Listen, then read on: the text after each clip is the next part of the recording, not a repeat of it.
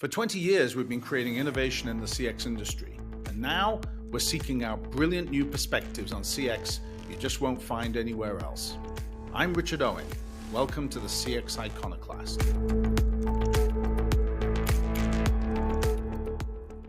When Harvard Business Review published its list of best articles from 2024, one immediately caught my eye: How Starbucks Devalued Its Own Brand, by Louis-Etienne Dubois of Toronto Metropolitan University and Joseph Pine, who you might know as author of The Experience Economy and several books subsequent to that.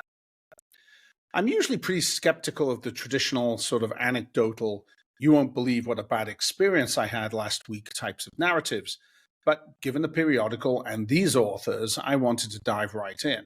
And after all, Starbucks is a brand we can all relate to.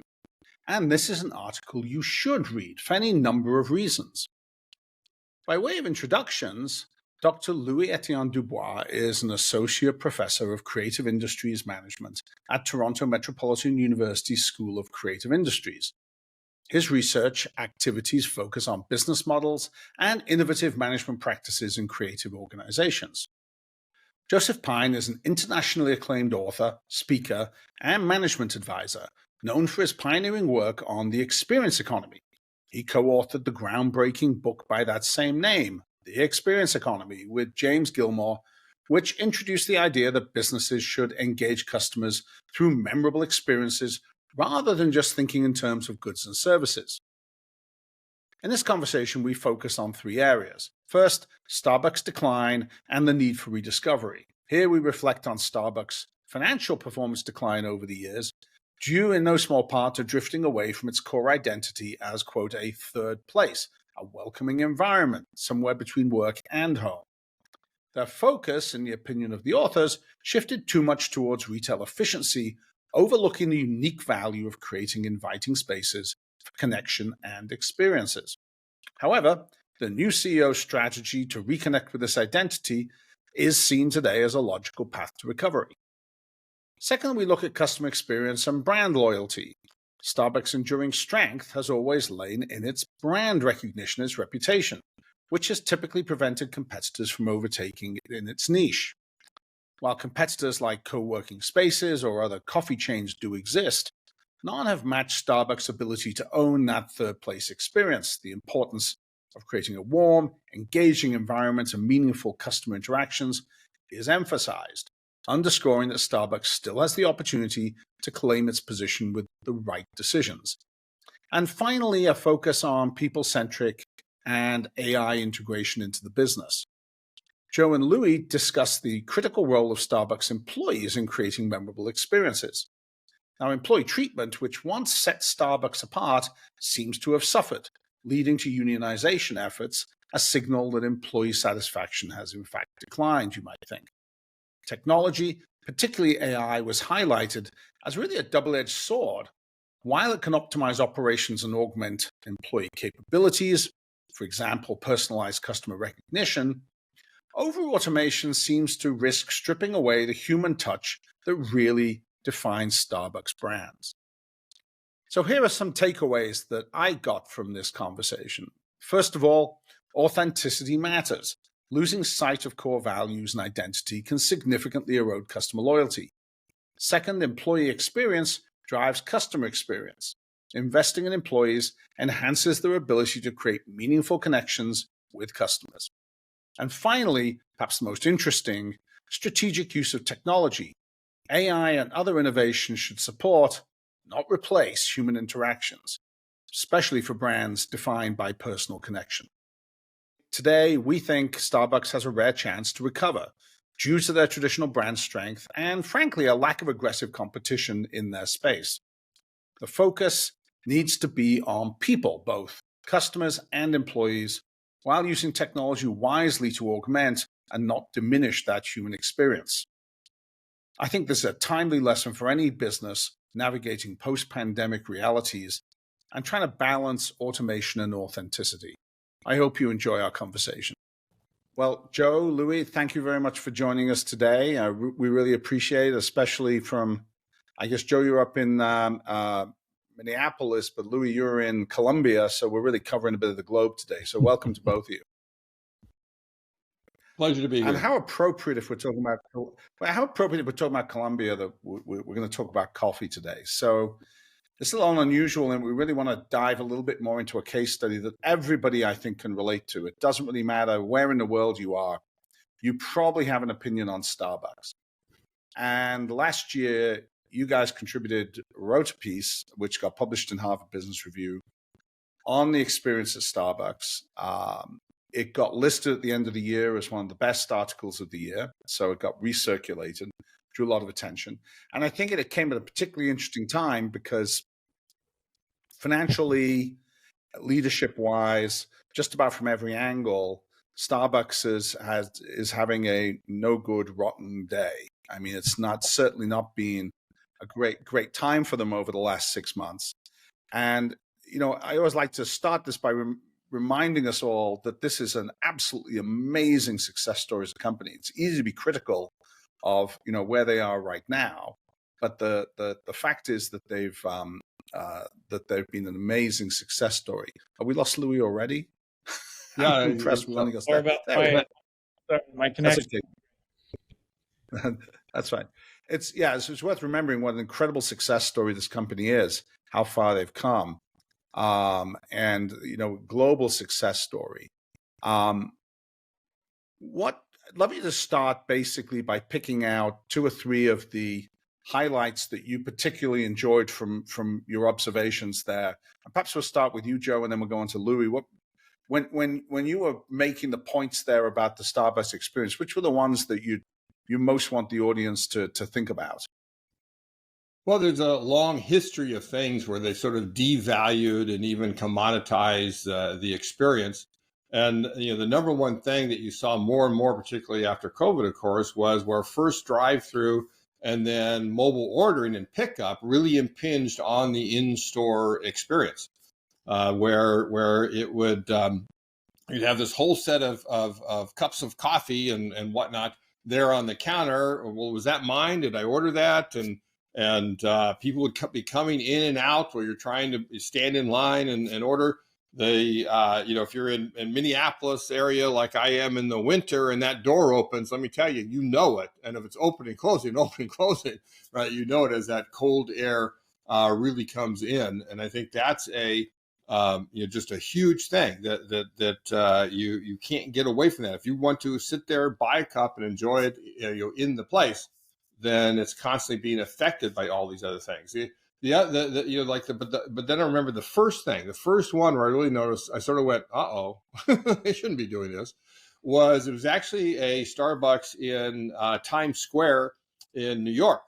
And I went in on my walk to my client work that day and asked for my normal cup of coffee. And it comes where instead of them writing my order on there, venti, non-fat, 6-pump, no water, chai extra hot for Joe, it comes out printed on a little label, basically, right, out of a machine, and then put in my cup. And I said, well, this is terrible, right? This lessens the authenticity of it. It removes the human interaction. It means they've got less to do, and then they handed it on. And I thought, okay, well, this is one of the busiest Starbucks in the world. It is hugely busy in here, and so that can have an effect. But then when I saw it another time, I said, right now that's sort of like the first step on that slippery slope to commoditization. Yeah, those are interesting observations, because you could invert the story and say this is exactly what management thinking should be all about. Look, we're moving into the digital age, right? I mean, everyone has an app. It's absolutely logical to provide people with an app. How can you not go to an app, right? That's makes perfect sense. And automation, right? There's almost a meme there around. I'm sure there was a I think it was a Geico commercial when they were setting a quasi Starbucks and somebody had written Rob Ott on the coffee, which was, for a robot. And of course, the gag was, nobody can ever quite get this spelt correctly. You end up with some badly spelled name. But that was kind of an iconic element to what made Starbucks arguably fun. But sure, it's error prone. So let's print it out. So in some ways, you're pointing out the fact that some of the things that made Starbucks an iconic experience kind of go against the grain for what we might consider the digital experience of the modern era? Right, exactly, because of understanding what business they're in, right? They're not in a normal service business. They're not a grocery store. They're not a normal shop that you go in and out of. They're not a convenience store in particular. It would make absolute sense at a convenience store. But instead, and what Howard Schultz always wanted was them to be a third place, right? The third place between work and home, where you can get away from both of those and relax and spend your time and socialize, read, catch up on your email, or, whatever, get a little work done, whatever it might be.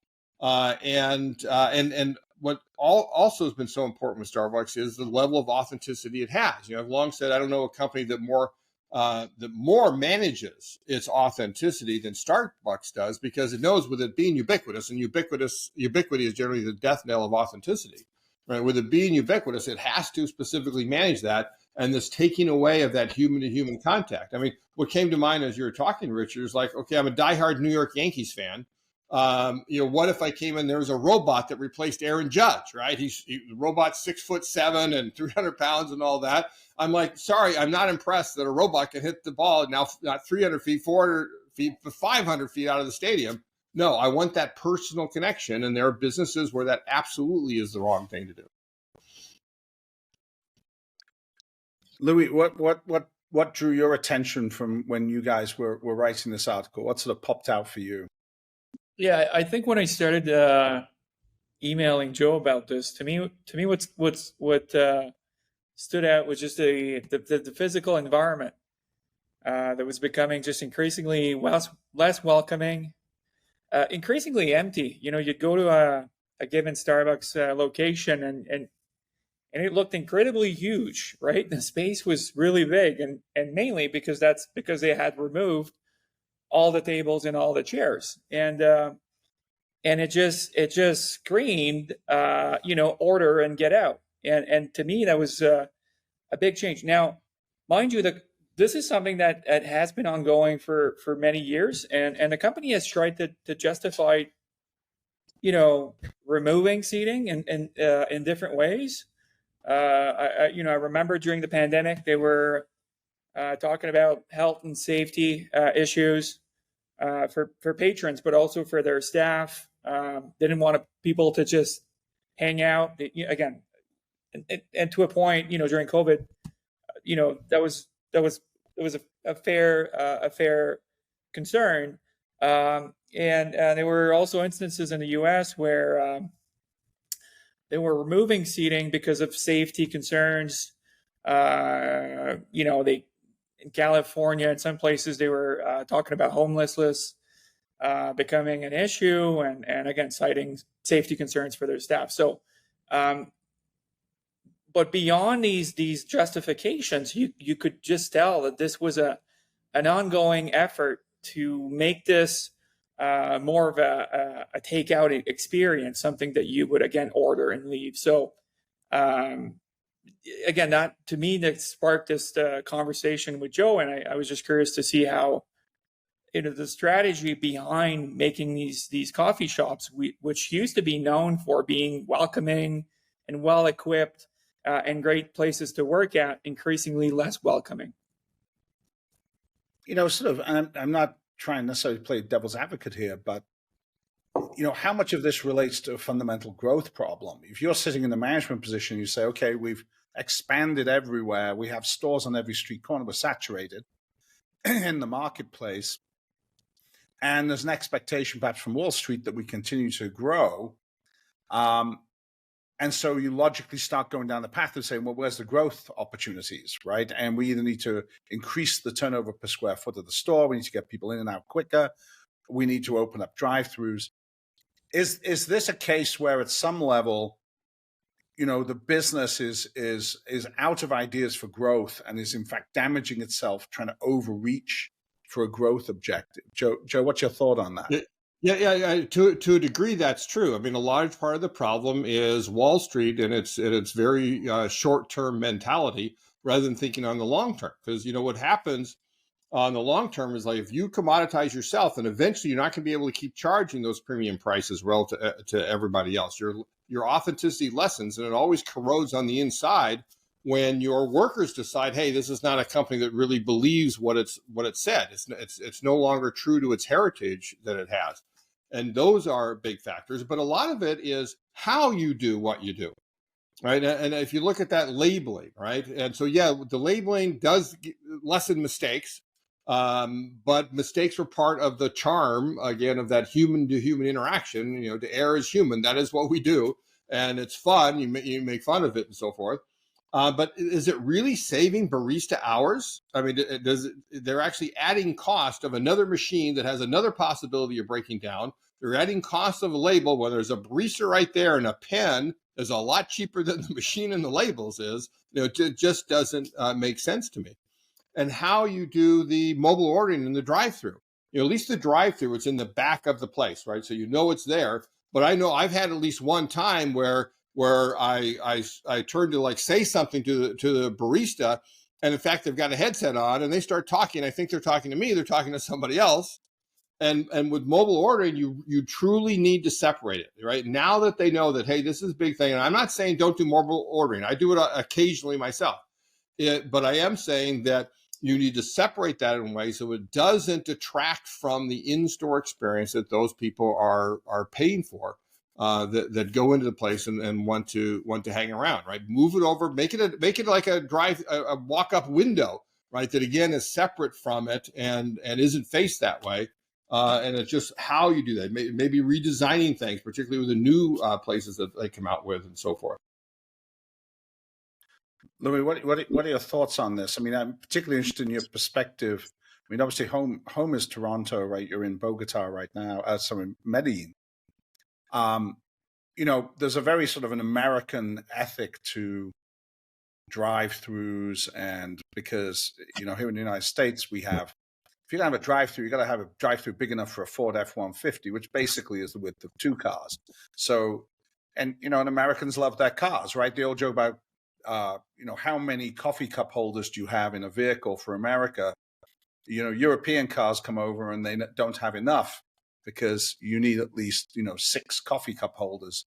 In America, what are your thoughts? And is this an internationally uniform response, you think, or is it something of an American issue? Well, first of all, I'd like to point out to your point that Canadians are number one in the world for the amount of coffee that we drink outside of home, right? And we have this culture of grabbing a coffee on the go, and that's mainly through what has become almost of a Canadian symbol, Tim Hortons, right? We have this chain. Yeah. Now, yeah. Tim Horton is not about welcoming environments. It's about convenience. It's about speed, and it's about price, right? So obviously you don't go to Tim Hortons for the same reason, nor in the same mindset that you go to or that you would go to a Starbucks. The problem to me is when a chain like Starbucks starts to look alike or try to compete with a chain like Tim Horton. And honestly, they're hard to beat, and they've saturated the entire country. It's a big country, but believe me, they're everywhere. Just to your point about investors and generating more profit, I'd say, well, first of all, if they read Joe and Jim's book, they ought to be reminded that the margins are going to be a lot higher on experiences that they would be on simply the coffee, right? On the product itself. And so as an investor, I'd be mindful of that and try to look ways to enhance the experience so that you can have a higher price and higher margins. And this is particularly true right now, what we're seeing with the price of coffee beans, right? The price of coffee has gone up tremendously in the last few months. And so, I think it would be a really uncomfortable place to be if your strategy was to compete on price, right? So you should be competing on experience. The other thing I'm seeing, Richard, is in this post-COVID world, we're still seeing downtown cores with fewer foot traffic than before. We've seen the rise of work from home, and now we've understood that it's there to stay.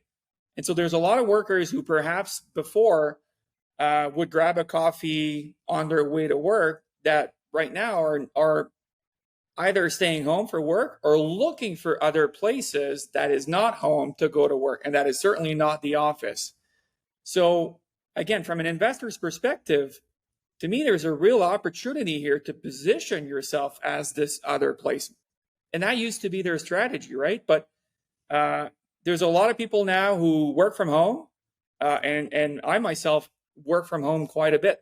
But I do need to step out every now and then and go to a place that is welcoming, that has all the amenities I need, and a great cup of coffee, and a good vibe, and that really puts me in a great place for me to do my work. So again, if Tim Hortons not going to do that, Tim Hortons not going to be that place where I want to go and do some more work when I'm tired of being home or when the kids are being loud or whatnot. Starbucks has to be that place, and so again, there's something very counterintuitive when you look at their strategy right now. Yeah, I think it's a really interesting observation. The idea that if you're working from home, it doesn't necessarily mean you're always working from home, right? You want to get out the house, and you want to find something that's close to your home, and it's a real mental and emotional break to be able to get out of a home office space and go and sit somewhere and clear your head and do something different, right? And so there's that work from home actually creates a different type of opportunity. It shifts people's location and what they're looking for. But the overall theme, I think that you guys were talking about a lot, and correct me if I mischaracterize this, is this nature of commoditization, right? If at the end of the day, every business, their primary mandate for profits is to avoid commoditization. We know commodity implies low profitability. So your mission as a management team, if you want to create great value for shareholders, is do everything in your power to avoid commoditization. And the theme of your article was these guys seem to be doing everything in their power to drive to commoditization, right? As you said, in Canada, let's look like Tim Horton, which is not a fight you're going to win, and certainly not one that's set up for profits. Do you think, Joe, when you think about that overall theme, this is broadly applicable? Is this a fundamental problem with a management attitude that starts to see the universe through this lens of we're in a race to the bottom, and in some ways you lose imagination and you start to execute operations that actually drag you to the bottom of the ocean? Yeah. You reminded me. One of the things is that on that commoditization is like the final straw for me. Right, I sort of knew this was going on, but I still love Starbucks. I talk about it all the time. And the final straw for me was earlier last year, and why then Louis and I got together, let's write this book, is they announced value meals, for goodness sakes, like they're a McDonald's. I mean, it just blew my mind that they would do that. But commoditization is like the force of gravity, right? It happens to every business. Just over time, you just more and more commoditize unless you specifically do things to forestall that commoditization, to go beyond it. And that means that you need to innovate and in particular not focus on price, not get your customers focused on price, which is one of the things that the loyalty programs do by their very nature. And so, yes, it's generally applicable. It's every business. I always say if you stay in the illusory safety of past practices and keep doing the same thing you're always doing, guess what? You will be commoditized, right? And that's why. And people, there's many companies that love to have Starbucks, 30-year-old position as the premier in this entire industry, where they price far beyond what anybody else gets in the industry for any chain of any size, and they're frittering it away. So you need to make sure you don't fritter that away yourself. You need to make sure that you look at how do we, and the number one way to forestall those forces of commoditization is to innovate in experiences, to go beyond what you're doing today, make it where people want to spend time with you. I always say consumers want goods and services to be commoditized, so they can buy things at the lowest possible price and the greatest possible convenience. so they then spend their hard-earned money and their hard-earned time on the experiences that they value, right? That offer time well spent. And that's what companies need to do today. So in other words, companies, to some extent, you're either going to play the commodity game, in which case you're liberating customers' money and time to go and experience. You're playing the experience game, in which case you're the beneficiary of it on the other end. But you shouldn't be confused as to which one it is you're playing. And Starbucks may be a rare case of a company that had excelled through experience that actually stripped that from its business. You know, they had it. You know, they're actually losing it. Most other companies are trying to build it in the first place. Exactly. Yeah.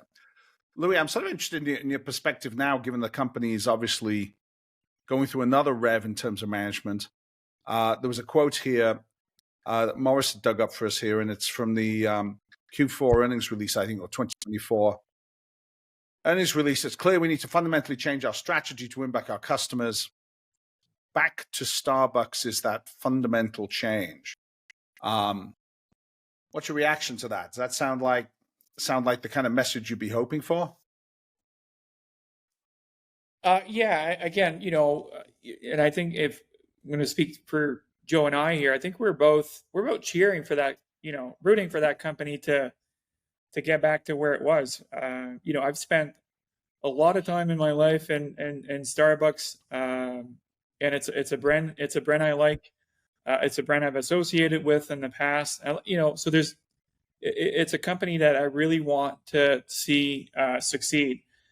Calls for you know, going back to what made it successful in the past.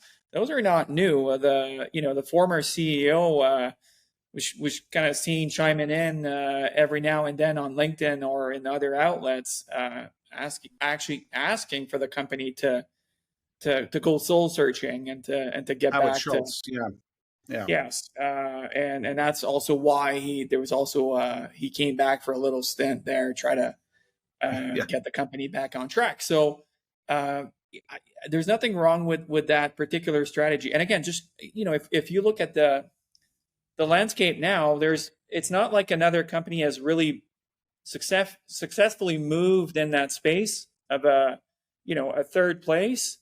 You know, we've seen, you know, other kind of co-working spaces and places, kind of companies like that and whatnot, but it's not like they've been overtaken. I mean, there's a lot of good chains out there, but there's still a space for Starbucks to dominate in. And again, like I said before, I see, you know, the current business landscape, the way people do work nowadays, being extremely suitable for a company that says, hey, you know, we're going to give you a nice space for you to come and do your work that is not your home. So there's a definite need for that. So as far as I'm concerned, you know, that company can go back to what it used to be. And so for this new CEO to say that is it makes a lot of sense. In other words, they kind of got lucky in the sense that nobody moved into their territory, at least aggressively enough during the time period they've lost their way to really change the landscape from a customer perspective. They may have lost ground, but there's a plausible strategy to come back. I mean, most businesses wouldn't be that lucky, right? You leave a gap like that, and somebody comes in and just takes your customers away from you.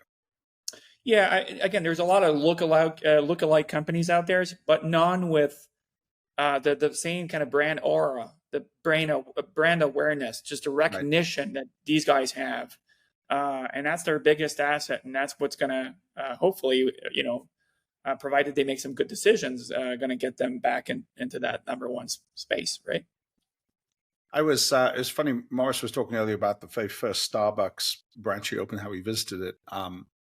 I was in Japan when they opened their first Starbucks in Japan, and I remember the general manager for the region said, we're going to differentiate through our employees.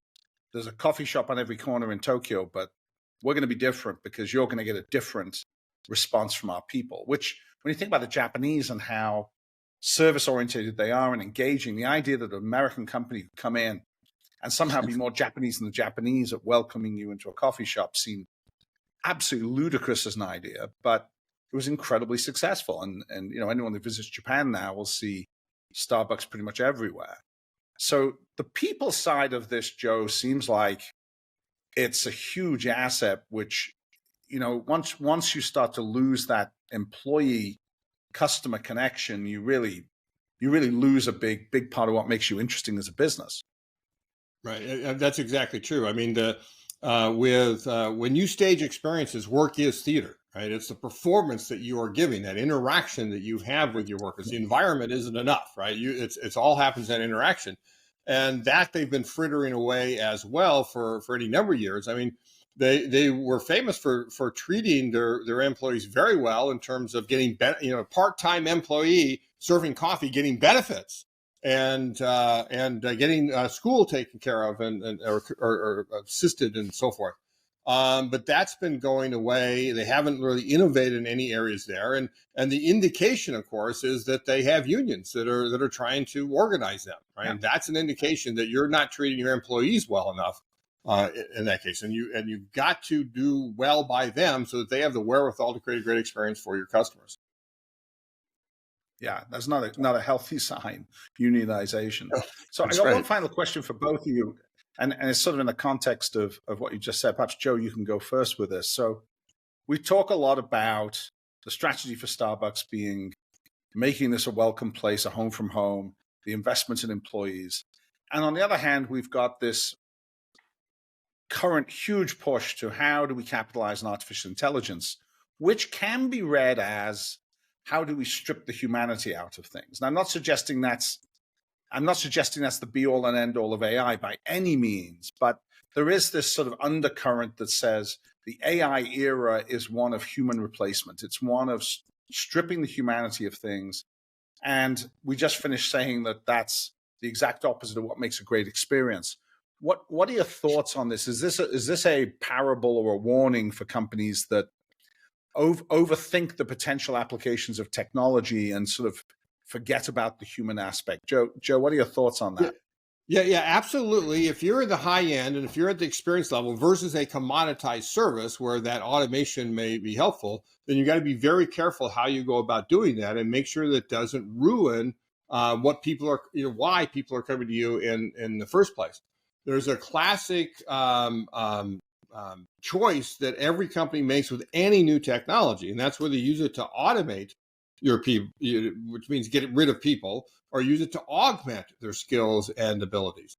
And there are ways to be able to do that. Imagine that AI in a Starbucks, for example, could immediately identify who you are when you walk through the door, know what your favorite drink is, know based on time of day, on the weather and so forth, what kind of drink you want, and have one of the baristas say, shout, "Hey, Joe, welcome back. Can I get you that ice venti, non-fat 7-pump chai?" That would make a huge difference. That's augmenting them and what they can do.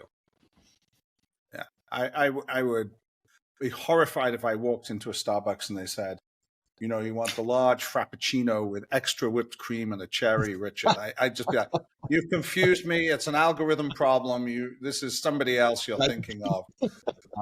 Be just too embarrassing for words. Louis, what are your thoughts on the role of technology here and perhaps the risk of misapplying technology? Well, my short answer to that would be, if I want Starbucks without the human interactions, I'll just go to the supermarket, right? Where I can just get, a can of something or I can get the product I want. Now, if I go to Starbucks, it's, again, just the interaction, the warmth, the connection with the folks there, but also, again, just the place itself, the physical environment, the liveliness of the space that energizes me as well. So there's more than the coffee itself. So again, Starbucks is a big company and ought to be using these new technologies.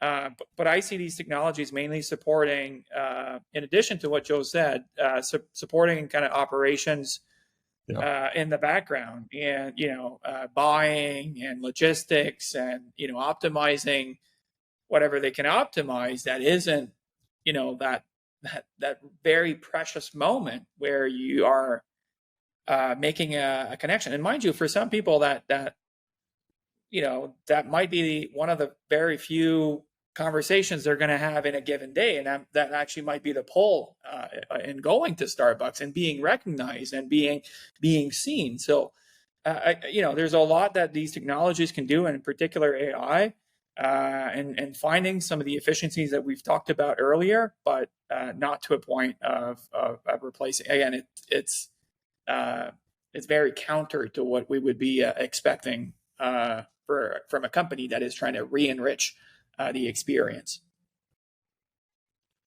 Yeah, that's fascinating. And I think especially sort of post-COVID, where people being deprived of human interaction really meant people reevaluated what human interaction was. And in some ways, the perfect time to be capitalizing on, the strength of that human interaction. And Starbucks almost went 180 degrees in the wrong direction. It does sound like they understand the challenge and they're moving forward. So I think we can be optimistic. But gentlemen, congratulations again on such a timely piece and a great piece of work and drawing attention to this, something we can all relate to, but also great lessons for every business that they can, really identify within what happened here at Starbucks. So we appreciate it. Thank you very much. Thank you, Richard. Thanks, Richard. Thanks for listening to the CX Iconoclast from OCX Cognition. Subscribe wherever you get your podcasts so you won't miss any of our thought-provoking conversations. And please get in touch if you want to learn more about what OCX Cognition's predictive CX analytics platform can do for your business by providing complete insights into every account, continuously updated and connected to operations. You'll find contact info in the show notes.